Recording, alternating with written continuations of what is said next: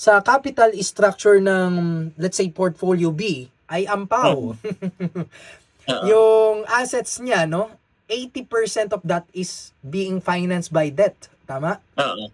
At Oo. at yung mismo parang trading equity niya or capital is being financed by $200 lang. Di Mhm. ba? Ampaw. Ibig sabihin, pinagmumukha mong mataas yung assets mo or yung buying power mo, pero Mhm. sa totoo lang, yung nilagay mong pera dun sa portfolio mo, dun sa trade mo, or yung buying power Mhm. or assets ay, ampaw, $200 lang 200. pala.